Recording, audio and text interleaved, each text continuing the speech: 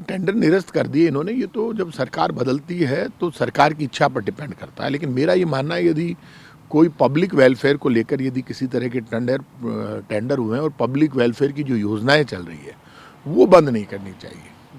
आप उन योजनाओं की जांच कर लीजिए, लेकिन बंद मत कीजिए। यदि किसी को रोटी मिल रही है और किसी को खाने का पैकेट मिल रहा है और आप ये बताइए चिरंजीवी योजना में लोगों का इलाज हो रहा है। चिरंजीवी योजना क्या है? आप जाइए हॉस्पिटल में, प्राइवेट हॉस्पिटल में, आपके फादर के हार्ट अटैक आ गया तो आपके पास 1 रुपया भी नहीं है, तो आप मकान बेच के तो एकदम कर नहीं सकते पैसा इकट्ठा। आप गए, चिरंजीवी कार्ड है, आपका हार्ट का ऑपरेशन हो जाएगा या हार्ट में स्टंट लग जाएगा, 5-5, 10-10 लाख रुपए का इलाज हो रहा था। तो चिरंजीवी जैसी योजनाओं को कांग्रेस बीजेपी में नहीं बांटना चाहिए। हम हार गए, हम कांग्रेस के लोग, हमने हार स्वीकार कर ली, जनता का मैंडेट हमें स्वीकार है, लेकिन आपकी जिम्मेदारी बनती है बीजेपी के लोगों की कि ऐसी योजना जिसमें डायरेक्ट लोगों को रोटी मिल रही है, इलाज मिल रहा है, दवाई मिल रही है, उन योजनाओं को कम से कम इनको बंद नहीं करना चाहिए। मेरी तो इनसे हाथ जोड़कर विनती यही है बीजेपी को। कथन है कि बहुत सारे घोटाले हुए, भ्रष्टाचार हुआ, स्पेशली टेंडर नहीं, बीजेपी को यदि ऐसा लगता है कि टेंडरों में घोटाला हुआ तो जांच उनको करनी चाहिए। जांच तो उनका करना धर्म है। तो उन्होंने कहा भी था घोषणा पत्र में भी हम जांच करेंगे, तो जो जांच की घोषणा पत्र में उन्होंने कि वो सब जांच कर लो। आपके पास सरकार आ गई, अब आपको जांच करनी चाहिए और कोई दिखाना भी चाहिए, पता भी चलना चाहिए लोगों को कि आपने बहुत बड़ी बड़ी डींगे मारी थी, बड़ी बड़ी बातें की थी, हम ये करेंगे, हमारी सरकार आएगी, तो जिन्होंने मुंह से खाया उनका नाक से निकलवा लेंगे, तो अब नाक से निकलवाओ भाई साहब। बड़े बड़े डायलॉग मारे थे, तो यदि कहीं घोटाला हुआ है तो सच्चाई सामने आनी चाहिए। तो घोटाला तो हुआ नहीं, फिर भी आपको लगता है तो आप करके दिखाइए। मैं चैलेंज कर रहा हूँ ना, डायलॉग मत मारिए। आपने तो कहा था कि पेट्रोल डीजल सस्ता हो जाएगा, हो गया क्या? क्यों नहीं कर रहे?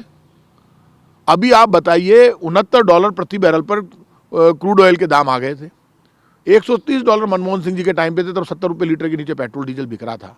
आपने कहा कि साहब राजस्थान की सरकार है ना जो नीचे नहीं कर रही, तो अब आपके पास राजस्थान की सरकार आ गई, आपने घोषणा की थी, इन्होंने खुद ने की, बीजेपी के नेताओं ने। ये बीजेपी के जो ये मुख्यमंत्री हैं और ये जो बीजेपी के जो सीनियर लीडर्स हैं, उनको सबको जवाब देना चाहिए, बताना चाहिए। इन्होंने सबने घोषणा की, अपने घोषणा पत्र में इन्होंने लिखा कि हम 10 से 11 रुपये पेट्रोल डीजल के दाम राजस्थान में कम कर देंगे और अन्य राज्यों के बराबर वेट कर देंगे हम।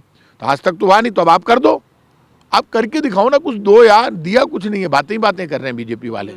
नहीं, जांच वाँच की तो हमें उम्मीद थी, वो कोई जांच वाँच से हम तो डर ही नहीं रहे। बीजेपी को पूरा जोड़ लगाना चाहिए, थोड़ा डर तो पैदा करो। हमारे तो डर ही नहीं लग रहा किसी को। डरा भाई, दम दिखाओ ना। अरे तो जनता का आप समझे नहीं, जनता के लिए काम करो।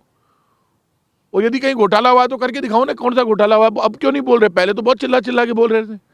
अब वो पेपर लीक हो गया, बीजेपी की सरकार बनने के बाद पेपर लीक हो गया, तो क्या बीजेपी वालों ने पेपर लीक किया? क्या बताएं भाई, पेपर लीक को ये मुद्दा बनाते थे, बीजेपी की सरकार आने के बाद पेपर लीक हो गया ना बोर्ड का।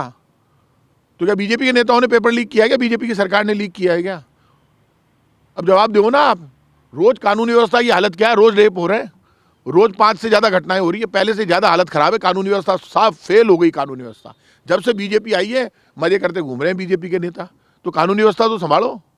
हालत क्या है कानूनी व्यवस्था की? नागौर में भी ऐसा कुछ हुआ है, सरपंच को एक टांग पे खड़ा रखा है, उसको कोई कसूर नहीं। देखिए, बीजेपी को इन सब मामलों में आगे आकर जवाब देना चाहिए।